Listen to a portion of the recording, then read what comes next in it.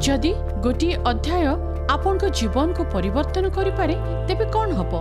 जदि धर्मशास्त्र गोटे अंश आपण अतीत को पछरे पकाई आपण वर्तमान आह्वान गुड़िक देखा अनुमति दिए और एक उज्जवल कालीर आशा प्रदान करे तेबे कौन हबो? एही शक्तिशाली शब्दर पृष्ठा ओलटाइबा द्वारा आपण जीवन पृष्ठा ओलटि जाई पारे।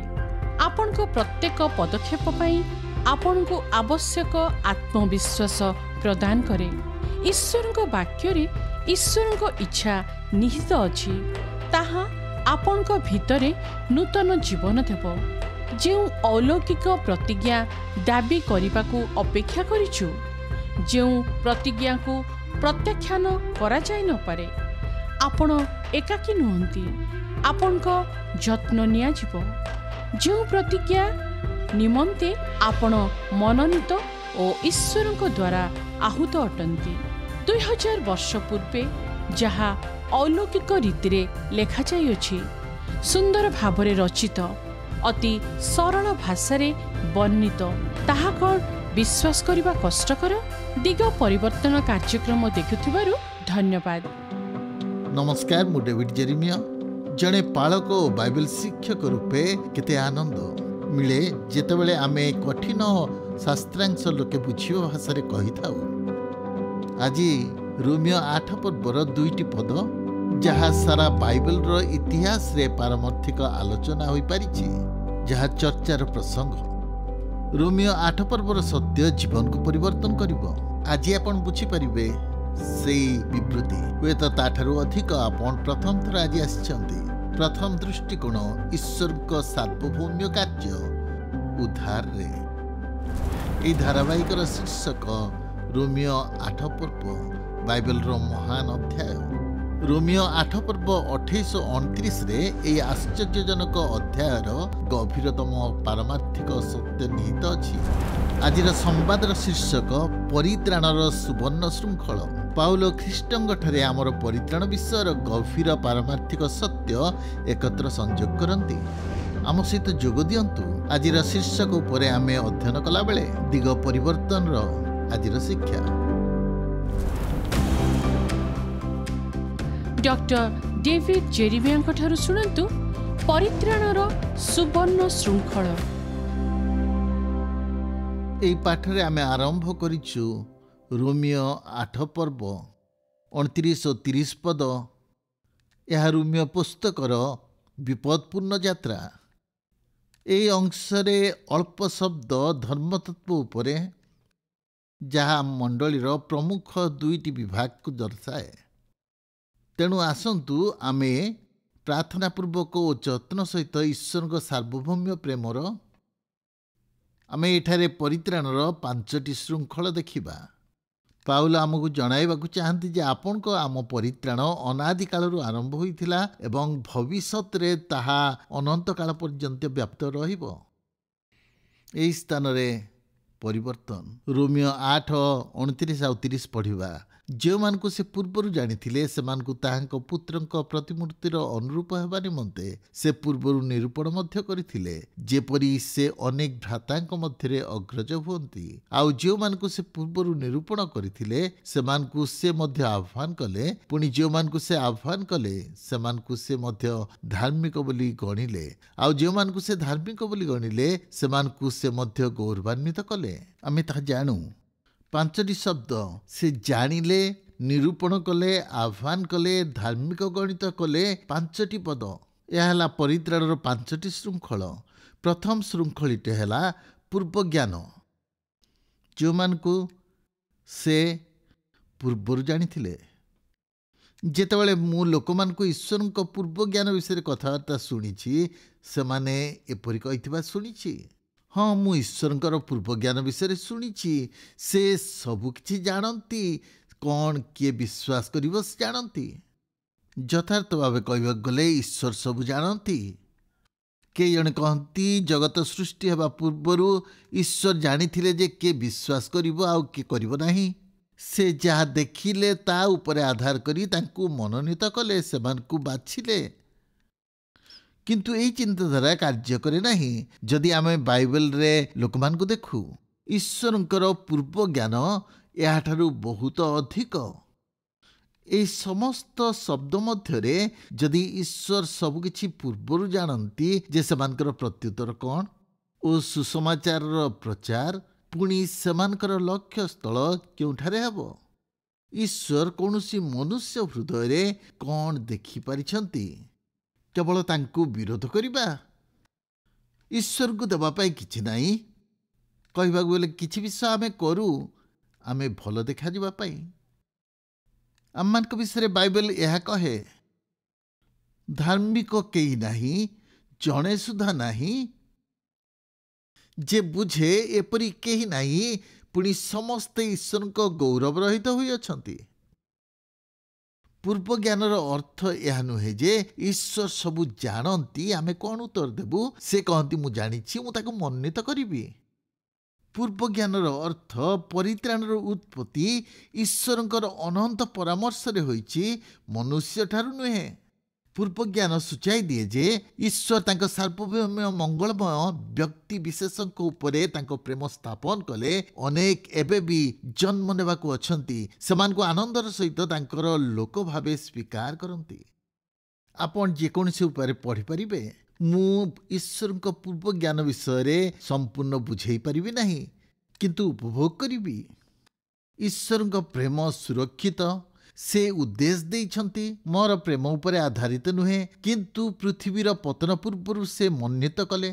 ମୁଁ ଏହା ବ୍ୟତୀତ ଈଶ୍ୱରଙ୍କର ସାର୍ବଭୌମତ୍ୱ ଓ ନିର୍ବାଚନ ବିଷୟରେ କୌଣସି ବିଷୟ ଆଉ ଜାଣି ନାହିଁ। ବାଇବେଲ କହେ ଯେ ଜଗତର ପତନ ପୂର୍ବରୁ ଈଶ୍ୱରଙ୍କ ଦ୍ୱାରା ମୁଁ ମନୋନୀତ ହୋଇଥିଲି।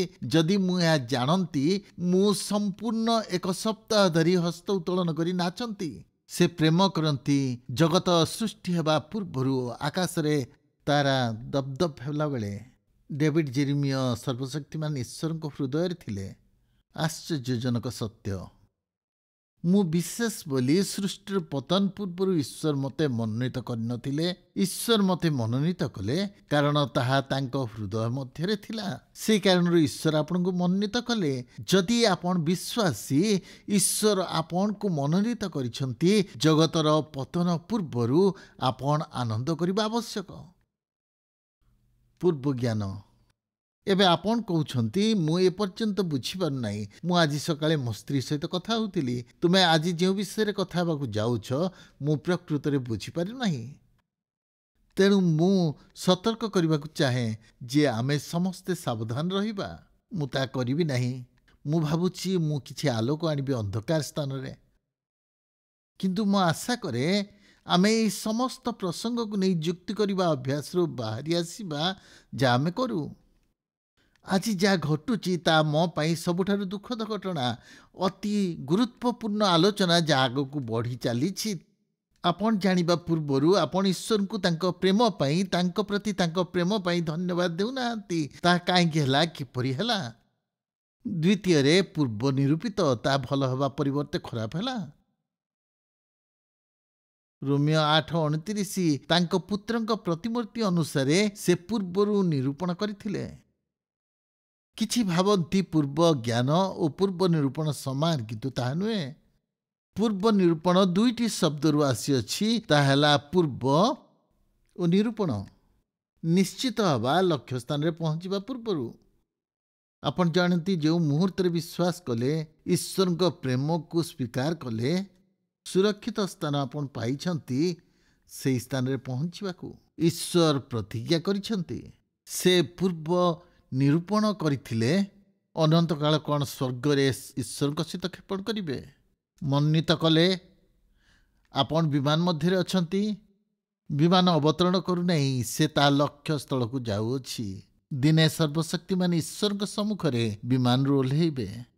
ପୂର୍ବ ଜ୍ଞାନ ପ୍ରକାଶ କରେ ଯେ ଈଶ୍ୱରଙ୍କ ପ୍ରେମ ଆମମାନଙ୍କ ପାଇଁ ରଖାଯାଇଅଛି। ପୁଣି ପୂର୍ବ ନିରୂପଣ ପ୍ରକାଶ କରେ ଯେ ଈଶ୍ୱର ଆମ ପାଇଁ ପଥ ବାଛିଛନ୍ତି।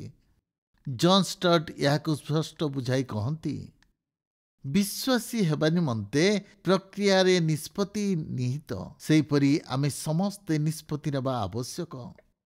କିନ୍ତୁ ଆମ ନିଷ୍ପତ୍ତି ହେବା ପୂର୍ବରୁ ଈଶ୍ୱରଙ୍କ ନିଷ୍ପତ୍ତି।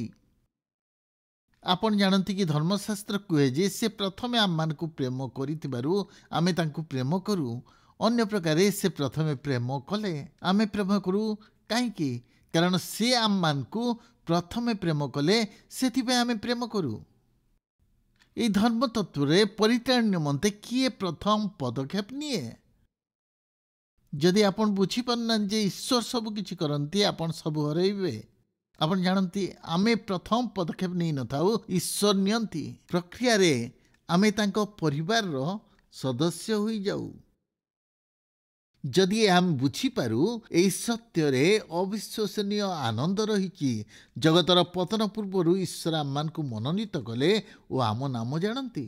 ଆପଣ ମଣ୍ଡଳୀରେ ବସିଛନ୍ତି, ଈଶ୍ୱର ଆପଣଙ୍କୁ ପ୍ରେମ କରନ୍ତି କଳ୍ପନା ବାହାରେ। ଆପଣ ପ୍ରଶଂସା କରୁଛନ୍ତି କି? ଆପଣ ଯୁକ୍ତି କରନ୍ତୁ ନାହିଁ କ'ଣ ଆପଣଙ୍କ ପ୍ରତି ହୋଇଛି।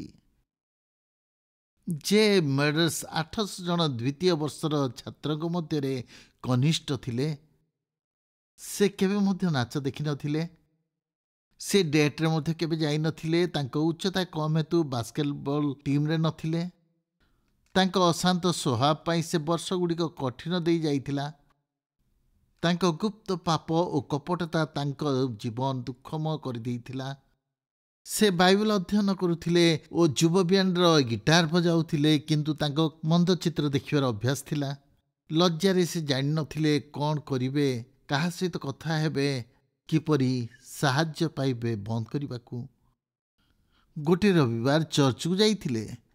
ତାଙ୍କ ପ୍ରଚାରକ ସାହସୀ ଥିଲେ। ସେ ଏଫିସି 1 ପୂର୍ବରୁ ନିର୍ବାଚନ ଉପରେ ପ୍ରଚାର କରୁଥିଲେ। ଯେ ପ୍ରସଙ୍ଗ ଦ୍ୱାରା ଆକର୍ଷିତ ଓ ଉତ୍ସାହିତ ହେଲେ ଓ ସେ ପ୍ରତ୍ୟେକ ପଦ ପଢ଼ିବାକୁ ଲାଗିଲେ। ସେଥିରୁ ସେ ଅନେକ ଶିକ୍ଷା କଲେ। ଲେଖିଲେ, ଈଶ୍ୱର ମୋତେ ପରିତ୍ରାଣ ପାଇଁ ବାଛିଲେ, ମୋତେ ଯେ ନକ୍ଷତ୍ରଗଣକୁ ଅସ୍ତିତ୍ୱ ଦେଲେ, ଅଗମ୍ୟ ଜ୍ୟୋତିର୍ଗଣ ନିର୍ମାଣ କଲେ, ସେ ମୋତେ ମନୋନୀତ କଲେ। ମୁଁ ହଜି ଯାଇଥିଲି, ମୁଁ କପଟୀ ଥିଲି। ସର୍ବଶକ୍ତିମାନ ଈଶ୍ୱର ମୋତେ କେବଳ ଉଦ୍ଧାର କଲେ, କିନ୍ତୁ ମୋ ଠାରେ ଆନନ୍ଦ ପାଇଲେ। ସେ କହିଲେ, ସେଇ ଦିନରୁ ଈଶ୍ୱର ମୋ ଠାରୁ ଦୁର୍ବଳତା କାଢ଼ି ନେଲେ। ତାଙ୍କ ସାର୍ବଭୌମ୍ୟ ପ୍ରେମ ମୋତେ ଠିକ୍ କଲା, ମୋ ଅସୁରକ୍ଷିତ ଭାବ ଦୂର କଲା। ସେହି ଅଭିଜ୍ଞତା ତାକୁ ମନେ ପକାଇଲା ଯେ ପୂର୍ବ ନିରୂପିତ କାମାବଳୀ ଭାଷାରୁ ମୁଁ ରକ୍ଷା ପାଇଲି। ମୁଁ ଈଶ୍ୱରଙ୍କ ପ୍ରେମ ବିରୁଦ୍ଧରେ ମୋର ପାପକୁ ଦେଖିଲି। ଈଶ୍ୱରଙ୍କ ଅନୁଗ୍ରହର ପ୍ରାଚୁର୍ଯ୍ୟତା ଆଗରେ ମୋର ପାପ ତିକ୍ତ ହୋଇଗଲା। ମୁଁ ଫେରି ଯାଇନାହିଁ। ଦେଖନ୍ତୁ, ତାହା ହିଁ ଈଶ୍ୱରଙ୍କ ମହାନତା ସାଧନ କରେ। ଏହା ଆମେ ବୁଝିବାକୁ ସାହାଯ୍ୟ କରିଥାଏ ଯେ ସେ ଆମମାନଙ୍କ ପାଇଁ ଯାହା କରିଛନ୍ତି ତା ତୁଳନାରେ ସବୁକିଛି ମୂଲ୍ୟହୀନ। ଯଦି ଆମ ଉଦ୍ଦେଶ୍ୟକୁ ବୁଝିପାରୁ, ତେବେ ଆମେ ବୁଝିପାରିବା କାହିଁକି ଦୈନନ୍ଦିନ ଜୀବନରେ ସେଥିରେ ଚାଲିପାରିବା। ଈଶ୍ୱର ଆମମାନଙ୍କୁ ମନୋନୀତ କରନ୍ତି, ଆମେ ଯେପରି ଯୀଶୁଖ୍ରୀଷ୍ଟ ତାଙ୍କ ପୁତ୍ରଙ୍କ ପରି ହେବା। ଗୋଟିଏ ଦିନ ଆମେ ସେପରି ହେବା। ଯେପରି ସେ ଦେଖାଯାଆନ୍ତି, ଆମେ ସେହିପରି ତାହାଙ୍କୁ ଦେଖିବା। କିନ୍ତୁ ବର୍ତ୍ତମାନ ଓ ସେ ସମୟରେ ଆମେ ଏପରି ପଥ ମଧ୍ୟରେ ରହିଥିବା। ଈଶ୍ୱର କହନ୍ତି ଯେ ଆମେ ପବିତ୍ର ଚାହାନ୍ତି, ଆମେ ବ୍ୟକ୍ତିଗତ ରୂପେ ପବିତ୍ର ହେବାକୁ ହବ। ଆମେ ଏହି ଯାତ୍ରା କରୁଛୁ, ଆମେ ତାଙ୍କ ସହିତ ଯାତ୍ରାରେ ଅଛୁ। ଆମେ ପବିତ୍ର ହୋଇନାହୁଁ, କିନ୍ତୁ ଗୋଟିଏ ଦିନ ଆମମାନେ ପବିତ୍ର ହେବା। ଆମମାନଙ୍କ ଲକ୍ଷ୍ୟ ସ୍ଥଳରେ ଆମମାନେ ପହଞ୍ଚିବା। ଏହା ଆମମାନଙ୍କ ପାଇଁ ଏତେ ଆହ୍ୱାନକାରୀ। ସେ ଆମମାନଙ୍କୁ ଏତେ ପ୍ରେମ କରନ୍ତି ଯେ ତାହା ଆମମାନଙ୍କ ପକ୍ଷରେ ଅସମ୍ଭବ।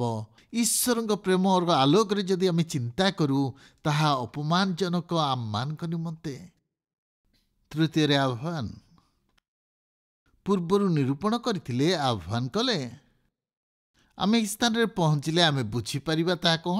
ଦୁଇ ପ୍ରକାର ଆହ୍ୱାନ ରହିଛି। ଗୋଟିଏ ଆହ୍ୱାନକୁ ବାହ୍ୟ ଆହ୍ୱାନ, ଯାହାକୁ ସାଧାରଣ ଆହ୍ୱାନ କୁହାଯାଏ।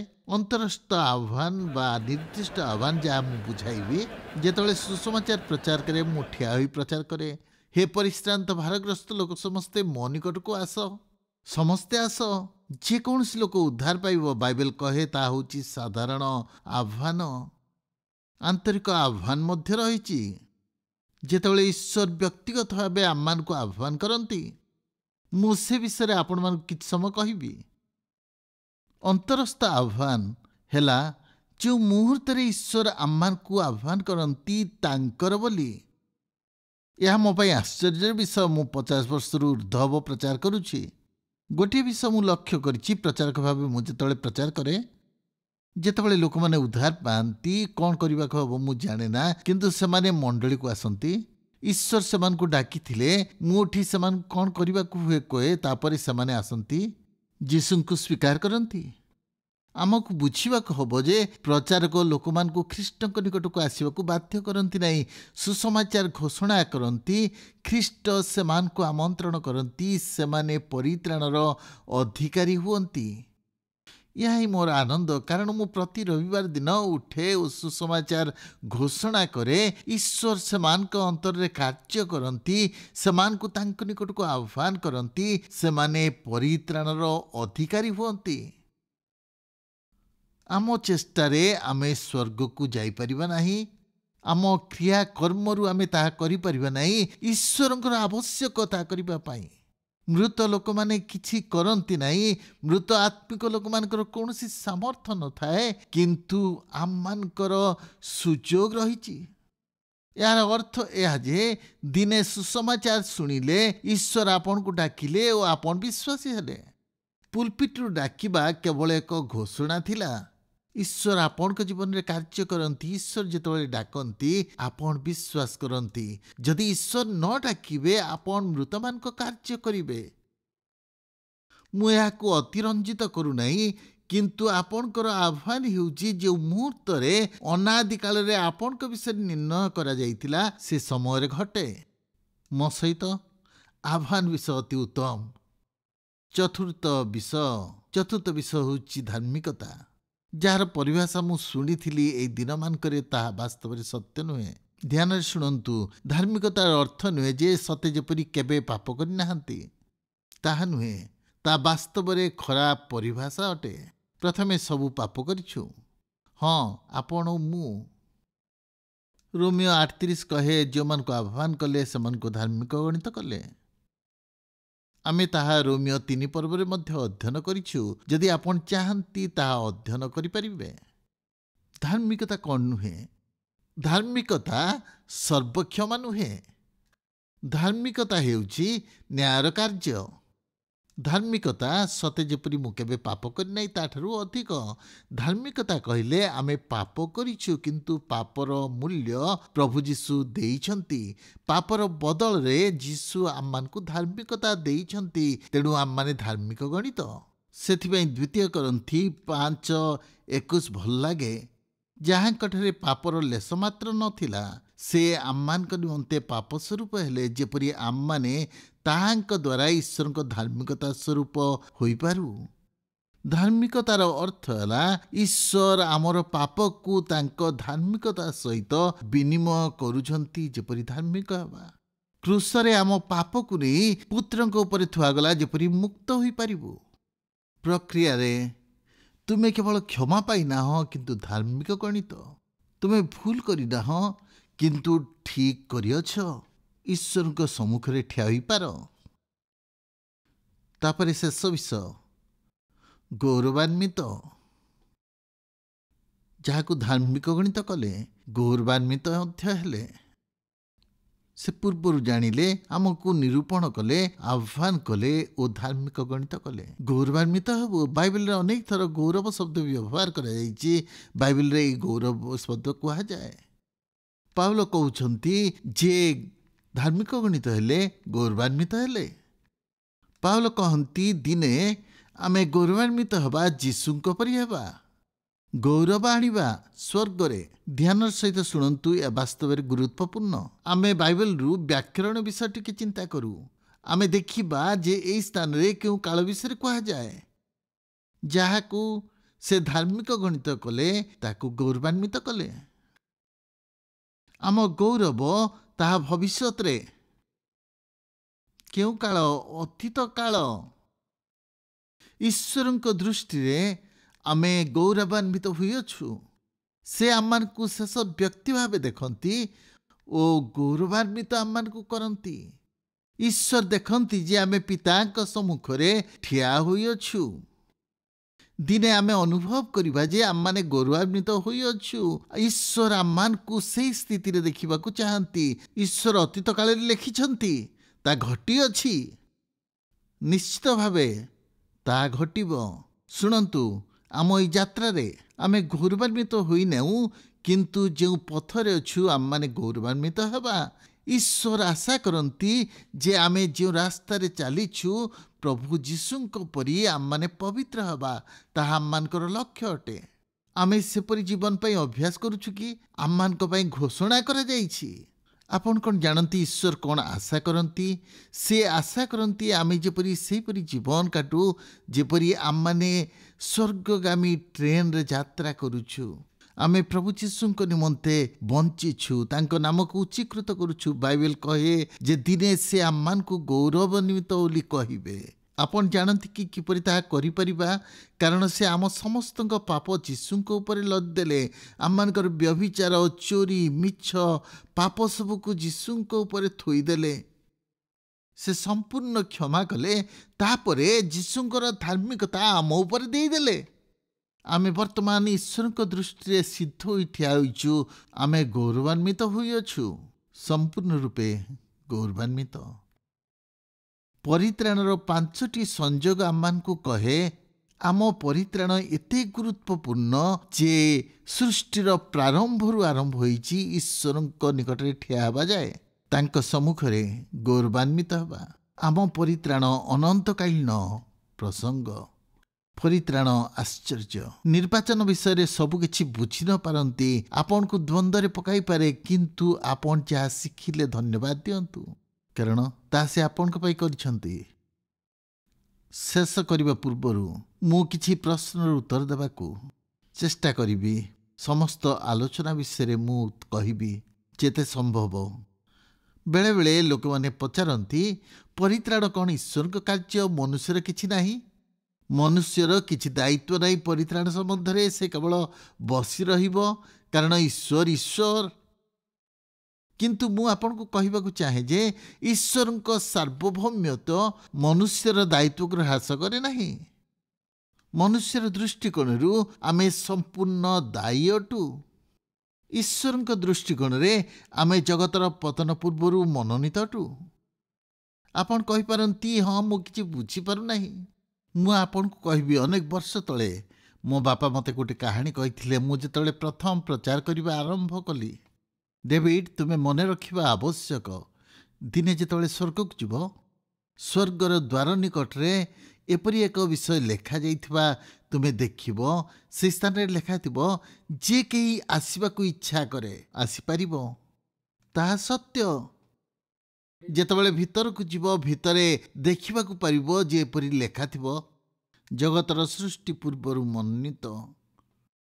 ଦେଖନ୍ତୁ, ଆମେ ଜାଣିନାହୁଁ, ଈଶ୍ୱର ଯେ ପର୍ଯ୍ୟନ୍ତ କହିନାହାନ୍ତି। ମୁଁ ଏତିକି କେବଳ ଜାଣିବା ଆବଶ୍ୟକ ଯେ ଈଶ୍ୱର ମୋତେ ଆହ୍ୱାନ କଲେ ଆଉ ମୁଁ ସେଥିର ପ୍ରତ୍ୟୁତ୍ତର ଦେଲି। ମୁଁ ଯେତେବେଳେ ସ୍ୱର୍ଗକୁ ଯିବି, ସେ ମୋ କାନ୍ଧରେ ହାତ ଦେଇ କହିବେ, ସୃଷ୍ଟି ପୂର୍ବରୁ ତୁମେ ମନୋନୀତ। ଆଉ କିଛି ଲୋକଙ୍କର ପ୍ରତିକ୍ରିୟା ସେହିପରି ସମାନ। ସେମାନେ ଆପଣଙ୍କ ପରି ସମ୍ବାଦ ଶୁଣି କହନ୍ତି ଯେ ଈଶ୍ୱର ପରିତ୍ରାଣ ବିଷୟରେ କ'ଣ ସାର୍ବଭୌମ୍ୟ ଅଟନ୍ତି? ତେବେ ହଜିଯାଇଥିବା ଲୋକଙ୍କ ନିକଟରେ ସୁସମାଚାର ପ୍ରଚାର କରିବା ଦାୟିତ୍ୱ ଆମ ନୁହେଁ, ଆମେ କାହିଁକି କରିବା? ନା, ତାହା ସତ୍ୟ ନୁହେଁ। କାରଣ ଯେଉଁ ଈଶ୍ୱର ଆମକୁ ପରିତ୍ରାଣର ଉଦ୍ଦେଶ୍ୟ ବିଷୟରେ କୁହନ୍ତି, ସେହି ଈଶ୍ୱର ହିଁ ସମଗ୍ର ଜଗତକୁ ଯାଇ ଲୋକଙ୍କ ନିକଟରେ ସୁସମାଚାର ପ୍ରଚାର କରିବା ନିମନ୍ତେ ଆମମାନଙ୍କୁ ଆଜ୍ଞା ଦେଇଛନ୍ତି। ଈଶ୍ୱର ପରିତ୍ରାଣର ଲକ୍ଷ୍ୟରେ ସାର୍ବଭୌମ୍ୟ ଅଟନ୍ତି, ସେହି ଲକ୍ଷ୍ୟ ହାସଲ କରିବାରେ ସାର୍ବଭୌମ୍ୟ। ଲୋରିଏନ୍ ବାଟନର ଏପରି କହନ୍ତି, ନିର୍ବାଚନର ଆଦେଶ ଏକ ଗୁପ୍ତ ଆଦେଶ। ଯେହେତୁ ପ୍ରଚାରକମାନଙ୍କୁ କୌଣସି ନିର୍ଦ୍ଦେଶ ଦିଆଯାଇ ନାହିଁ ଯେ କେଉଁମାନେ ମନୋନୀତ ହେବେ, କେଉଁମାନେ ମନୋନୀତ ହେବେ ନାହିଁ। କାରଣ ମନୋନୀତ ଲୋକମାନଙ୍କୁ କେବଳ ପ୍ରଚାର କରିବା ସମ୍ଭବପର ନୁହେଁ। ଯେଉଁମାନେ ସୁସମାଚାର ପ୍ରଚାର କରୁଛନ୍ତି, ସେମାନେ ଆଶାର ସହିତ ଦେଖିବା ଆବଶ୍ୟକ। ସେମାନଙ୍କ ପାଇଁ ପ୍ରାର୍ଥନା କରିବା କର୍ତ୍ତବ୍ୟ, ଯେପରି ସେମାନେ ଉତ୍ତର ଦେବେ। ମନୋନୀତ ଲୋକମାନଙ୍କ ନିକଟରେ ସୁସମାଚାର ପ୍ରଚାର କରିବାର ଅର୍ଥ ସମସ୍ତଙ୍କ ନିକଟରେ ସୁସମାଚାର ପ୍ରଚାର କରିବା। କେହି କହନ୍ତି ଯେ ଏହି ଶିକ୍ଷା ପ୍ରଚାରକମାନଙ୍କୁ ନିରୁତ୍ସାହିତ କରେ। ବାଇବେଲ ସେ ବିଷୟରେ କହେ ନାହିଁ। ମୁଁ ଯେତେ ଥର ପ୍ରଚାର କରେ ସେତେ ଥର ମୁଁ ପରିତ୍ରାଣ ବିଷୟରେ କହେ ଲୋକମାନଙ୍କୁ। ଯେତେ ଥର ମୁଁ ପ୍ରଚାର କରେ କେହି ଜଣେ ଥାଆନ୍ତି ଯାହାଙ୍କ ଅନ୍ତରରେ ସଦାପ୍ରଭୁ କାର୍ଯ୍ୟ କରୁଥାନ୍ତି। ସେମାନେ ଯୀଶୁଙ୍କ ନିକଟକୁ ଆସନ୍ତି। ଏହା ଡେଭିଡ୍ ଜେରେମିୟାଙ୍କ ଦ୍ୱାରା ନାହିଁ, ପ୍ରଭୁ ତାଙ୍କ ଅନ୍ତରରେ କାର୍ଯ୍ୟ କଲେ। ଏହା ମୁଁ ଜାଣେ। ଈଶ୍ୱର ତାଙ୍କ ସାର୍ବଭୌମ୍ୟ କାର୍ଯ୍ୟ କରିବେ। ମୁଁ ମୋ ଦାୟିତ୍ୱ ଗ୍ରହଣ କରିବି। ମୁଁ ହୁଏତ ଏପରି ଦେଖିବି, ଆପଣ ମୋ ସହିତ ଏକମତ ହେବେ, ଆମେ ଟ୍ରେନ୍ ଟ୍ରାକ୍ର ମଝିରେ ଠିଆ ହୋଇଅଛୁ। ଏହା ଈଶ୍ୱରଙ୍କ ସାର୍ବଭୌମ୍ୟ ଓ ଅନ୍ୟଟି ମନୁଷ୍ୟର ଇଚ୍ଛା। ଆମେ ଦୂରରୁ ସେହି ରେଳ ଲାଇନ୍କୁ ଦେଖୁ। ଶେଷ ପର୍ଯ୍ୟନ୍ତ ଏହା କେବେ ମଧ୍ୟ ମିଶି ନଥାଏ, ଅଲଗା ରହେ। ଶେଷରେ ଯେତେବେଳେ ଦେଖନ୍ତି ଆପଣଙ୍କ ଦୃଷ୍ଟିକୋଣରେ ତାହା ଏକତ୍ର ହୁଏ। ଆପଣ ଜାଣନ୍ତି ମନୁଷ୍ୟର ଇଚ୍ଛା ଓ ଈଶ୍ୱରଙ୍କ ସାର୍ବଭୌମ୍ୟତା କିପରି କାର୍ଯ୍ୟ କରେ। ଯେତେବେଳେ ସ୍ୱର୍ଗରେ ପହଞ୍ଚିବେ, ମୁଁ କହିବି ବୋଲି ଆଶା କରନ୍ତୁ ନାହିଁ, ମୁଁ କହିବି ନାହିଁ। ମୁଁ ଆପଣଙ୍କୁ କେବଳ ଏତିକି କହିପାରିବି ଯେ ଏହା ବାଇବଲର ଦୁଇଟି ଧର୍ମତତ୍ତ୍ୱ, ସେମାନଙ୍କ ମଧ୍ୟରେ ଉତ୍ତେଜନା ରହିଛି ଓ ଦୁଇଟି ରେଳ ଧାରଣା ପରି ତାହା ଆଗକୁ ବଢ଼େ। ଏହା ଭବିଷ୍ୟତ ବିଷୟରେ କହେ। ଈଶ୍ୱରଙ୍କ ନିକଟରେ ଉତ୍ତରଦାୟୀ ହୋଇ ଜୀବନ ଅତିବାହିତ କରନ୍ତୁ। ସେ ସାର୍ବଭୌମ୍ୟ ଅଟନ୍ତି। ଆପଣ ଆପଣଙ୍କ ଦାୟିତ୍ୱ ନିଅନ୍ତୁ। ଏହି ପଦ ସବୁ ବିଷୟକୁ ଏକାଠି କରେ। ଆପଣ ପଢ଼ିଥିବେ କିନ୍ତୁ ଏପରି ଭାବେ ପଢ଼ିନଥିବେ। ତାହା ଏହି ପ୍ରେରିତ 13 ପର୍ବର 48 ଶୁଣନ୍ତୁ। ବିଜାତିମାନେ ଯେତେବେଳେ ଶୁଣିଲେ, ଆନନ୍ଦିତ ହେଲେ, ଈଶ୍ୱରଙ୍କ ବାକ୍ୟର ଗୌରବ କରିବାକୁ ଲାଗିଲେ। ପୁଣି ଯେତେ ଲୋକ ଅନନ୍ତ ଜୀବନ ନିମନ୍ତେ ନିରୂପିତ ହୋଇଥିଲେ ବିଶ୍ୱାସ କଲେ। ମନୋହର ନୁହେଁ କି? ବିଶ୍ୱାସ କଲେ, ଅନନ୍ତ ଜୀବନ ନିମନ୍ତେ ନିରୂପିତ ଥିଲେ। ଆପଣ ବୁଝିବା ଆବଶ୍ୟକ ନାହିଁ, ତାକୁ ଗ୍ରହଣ କରନ୍ତୁ। ତାହିଁ ବାଇବେଲ ଆମମାନଙ୍କୁ କହେ। ଈଶ୍ୱର ଆମମାନଙ୍କ ପରିତ୍ରାଣରେ ଅଛନ୍ତି। ଆମେମାନେ ଚିନ୍ତା କରିବା ଆବଶ୍ୟକ ନାହିଁ। ଆମମାନେ ବୁଝିବା ପାଇଁ ଚେଷ୍ଟା କରିବା ଈଶ୍ୱର ଯେ ପ୍ରକାର ଭାବେ ଏହି ଜଗତରେ କାର୍ଯ୍ୟ କରନ୍ତି।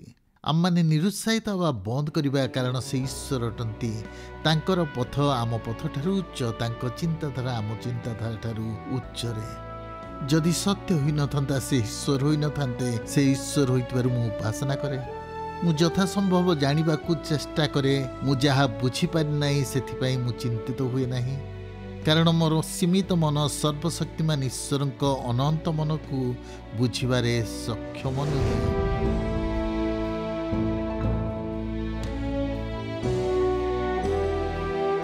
ଆଜିର ଦିଗ ପରିବର୍ତ୍ତନରେ ଯୋଗ ଦେଇଥିବାରୁ ଧନ୍ୟବାଦ। ଯେତେ ଈଶ୍ୱରଙ୍କ ବାକ୍ୟ ଅଧ୍ୟୟନ କରିବା ସେତିକି ବୁଝିପାରିବା। ପ୍ରେମିକ ପିତା ଆମ ପ୍ରତ୍ୟେକଙ୍କ ସହିତ ସମ୍ପର୍କ ରଖିବାକୁ ଚାହାନ୍ତି। ବ୍ୟକ୍ତିଗତ ଭାବରେ ଯଦି ସେହି ସମ୍ପର୍କ ଅନନ୍ତ କାଳ ରଖିବାକୁ ଚାହାନ୍ତି, ତାଙ୍କ ସହିତ ଅନନ୍ତ କାଳ ରହିବାକୁ ଚାହାନ୍ତି, ଆପଣଙ୍କ ପାପ ନିମନ୍ତେ ଅନୁତାପ କରନ୍ତୁ ଓ ଯୀଶୁଖ୍ରୀଷ୍ଟଙ୍କୁ ନିଜ ପରିତ୍ରାଣକର୍ତ୍ତା ଭାବେ ଗ୍ରହଣ କରନ୍ତୁ। ଯଦି ବିଶ୍ୱାସର ପଦକ୍ଷେପ ଆଜି ନେବେ, ମୁଁ ଉତ୍ସାହିତ କରିବି। ଅନ୍ୟ ବିଶ୍ୱାସୀକୁ ଆପଣଙ୍କ ନିଷ୍ପତ୍ତି କୁହନ୍ତୁ। ବିଶ୍ୱସ୍ତ ସେବା କାର୍ଯ୍ୟ ଅବା ମଣ୍ଡଳୀ ଆପଣଙ୍କ ବିଶ୍ୱାସରେ ବୃଦ୍ଧି ପାଆନ୍ତୁ। ପ୍ରଭୁ ଆଶୀର୍ବାଦ କରନ୍ତୁ। ପରବର୍ତ୍ତୀ କାର୍ଯ୍ୟକ୍ରମରେ ଦେଖା ହେବ। ଏଠାରେ ଦିଗ ପରିବର୍ତ୍ତନ।